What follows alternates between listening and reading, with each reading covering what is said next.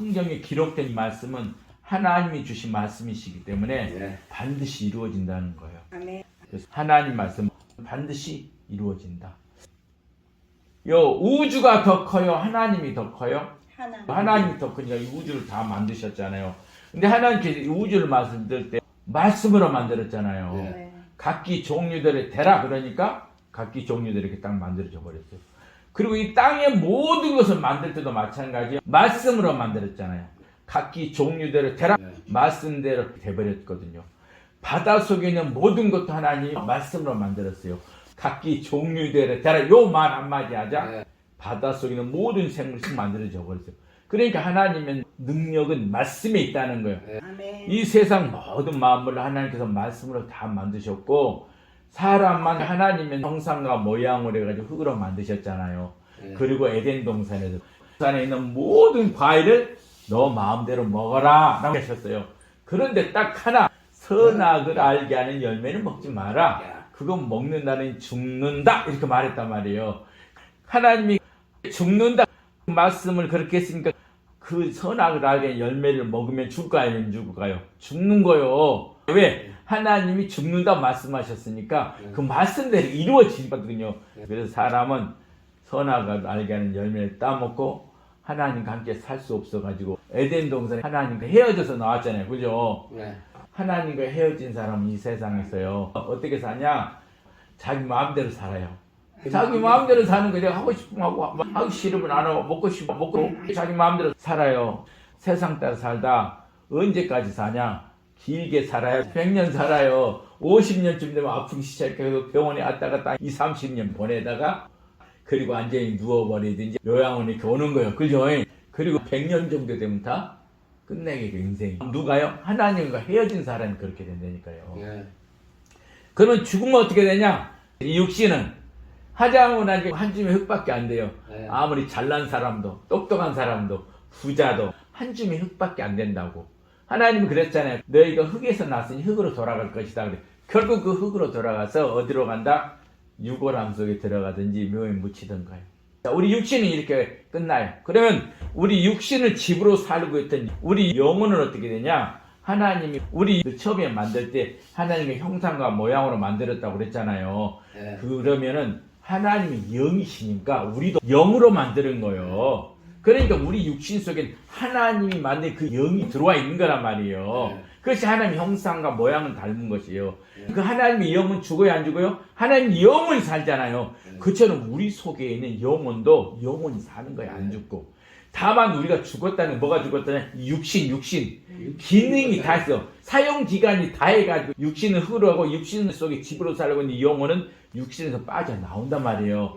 나와서 어디로 가냐?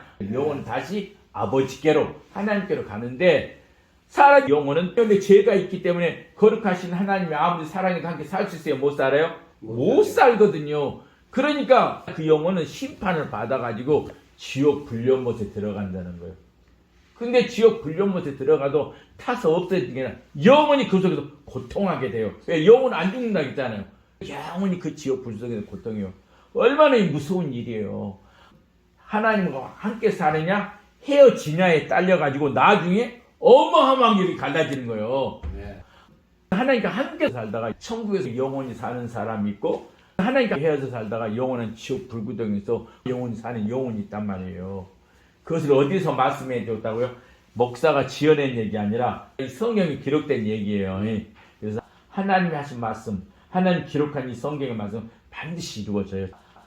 성탄절이 12월 25일이거든요. 그날은 무슨 날이냐면요. 하늘에서 땅으로 하나님이 사람으로 오신 날이잖아요. 그 오신 분이 누구시다? 예수님이잖아요. 성탄절에서 우리가 기뻐하잖아요. 왜 사람이 다 태어난 건데 왜 예수님 태어난 것 같고 사람들이 놀래고 기뻐하냐? 예수님은 누구의 몸에서 태어났다고요? 처녀의 몸에 잉태했다는 얘기예요. 처녀의 몸에 잉태되었다는 얘기는 남자를 알지 못했다는 거예요. 근데 그 처녀가 어떻게 아기를 가질 수 있어요? 못 갖지. 남자의 씨를 안 받았는데. 근데 예수님이 남자의 씨를 받지 않는 처녀의 몸에서 잉태됐다는 거예요. 그러니까 참으로 이상하고 신비스럽다. 과연 그렇게 될까? 라고 우리가 생각할 수 있잖아요. 아니 예수님이 처녀의 몸에서 잉태됐는데 그게 진짜 거짓말 아니야? 이렇게 생각할 수 있어요. 그럼 성경에 뭐라고 그걸 가르쳐주고 있느냐? 이렇게 말하고 있어요. 예수님이 이 세상에 태어나기 700년 전에 하나님이 이사야라는 사람을 통해서 말을 해놨어. 뭐라고 말하냐? 보라, 처녀가 잉태하여 아들 낳을 것이요 그 이름을 임마누엘이 하자. 이렇게 미리 예언을 해놨어. 선지자를 통해서. 누가? 하나님이 이사야 선지자를 통해서. 그리고 또 미가 선지자를 통해서 베들레헴 에브라다에 너는 유다 족속 중에 작을지라도 이스라엘을 다스릴 자가 너에게서 내게로 나올 것이라. 어디서 나오냐 지금 이거야. 이사야 선지자한테는 처녀의 몸에서 나오게 될 것이고 미가 선지자한테는 뭐라고? 베들레헴이라는 작은 동네에서 나올 거다. 이렇게 미리 하나님이 700년 전에 예언을 싹 해놔버렸어요. 그리고 700년 동안 아무 일이 없었는데 700년이 지난 다음에 드디어 하나님이 이사야, 미가 선지자를 통해서 말씀한 내용이 이루어지기 시작한 거예요. 갈릴리 나사렛에 총각 목수 요셉이라는 사람하고 약혼한 처녀 마리아가 있었습니다. 둘이 약혼을 했어도 같이 잠을 자거나 같이 살림할 수가 없어.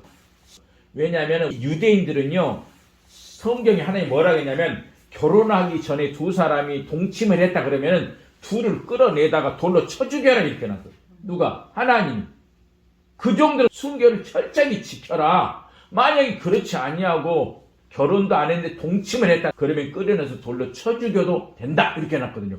그러니까 요셉하고 마리아가 약혼했어도 둘이 동침하지를 못해요. 왜냐하면 둘이 동침해서 돌로 맞아 죽어야 되는데. 그런데 어느 날 처녀 마리아에게 누가 찾아왔냐면요, 천사가 찾아왔어. 천사가 가지고 뭐라 하냐면 무서워하지 말라, 너가 하나님의 은혜를 입었느니라 이렇게 마리아에게 말을 해요. 그러고 나서 보라, 너가 임신하여 아들을 낳으리니 이름을 예수라 하라. 700년 전에 이사야 선지자가 말해줬잖아요. 700년 전에 처녀가 아기를 낳을 거다 그랬잖아요. 네. 그 일이 지금 이루어진 거예요. 네. 이건 기록이 어디 있냐면 누가복음 1장 31절에 기록됐어요. 이 처녀 깜짝 놀란 거 세상에 말도 안 되잖아요. 남자를 알지 못한 처녀가 어떻게 아기를 갖는다고요? 말도 안 되죠. 그리고 처녀가 천사한테 이렇게 물어봐요. 나는 남자가 알지 못하는데 어떻게 아기를 가진단 말입니까? 이렇게 말해요.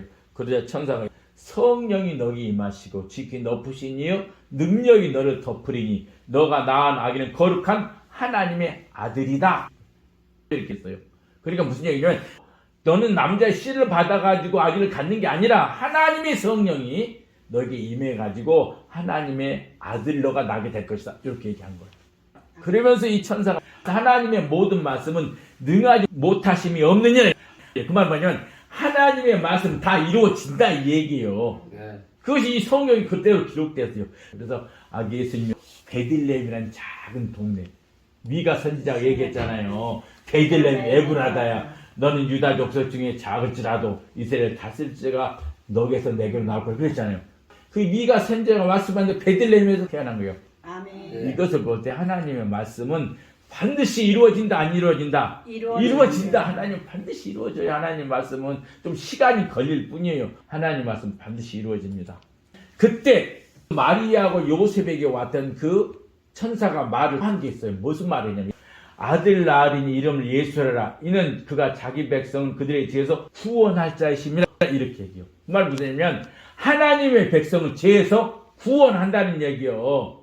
왜 그 말을 했냐면 하나님이 우리를 사랑하지만 우리랑 함께 살 수 있어요? 못 살아요? 못 살아. 왜? 우리 죄 때문에. 그래서 우리가 어쩔 수 없이 하나님께 헤어졌잖아요. 헤어진 우리는 내 마음대로 살다가 죽으면은 육신은 흙으로 가고 영혼은 심판받아 지옥으로 간다고 했잖아요.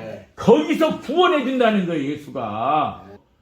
예수님이 오신 이유는 지옥으로 들어갈 우리를 구원해 주러 오셨다는 거예요. 그리고 또 하나는 뭐냐. 그 천사가 이렇게 얘기해요. 보라, 처녀가 잉태하여 아들 낳을 그 이름을 임마누엘이라 하리라 하셨으니 이는 번역한즉 하나님이 우리와 함께 계신다음이라. 아멘.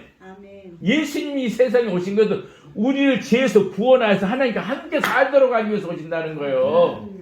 예전에 그랬잖아요. 선악과 먹지 말라는 게 먹어가지고 그래서 하나님하고 헤어졌잖아요. 그 헤어진 우리를 예수님이 다시 하나님과 함께 살게 해준다는 거예요. 그래서 예수님이 이 세상에 오신 것은 우리를 죄에서 구원받고 하나님과 함께 살도록 하기 위해서 이 세상에 오셨습니다. 그거 이루어질까요? 안 이루어질까요? 이루어지죠. 하나님의 말씀은 반드시 이루어진다고 그랬잖아요. 그러니까 이사야 선지자 통해서 말씀하신 것처럼, 미가 선지자 통해서 말씀하신 것이 이루어진 것처럼 우리를 구원하고 우리가 영원히 하나님과 함께 산다는 이 하나님 말씀은 반드시 이루어집니다. 그러므로 누구든지 예수님을 믿으면 누구든지 예전에 제사를 지냈든지 예전에 술 마셨든지 예전에 담배를 피웠든지 구술했든지 상관이 없어요.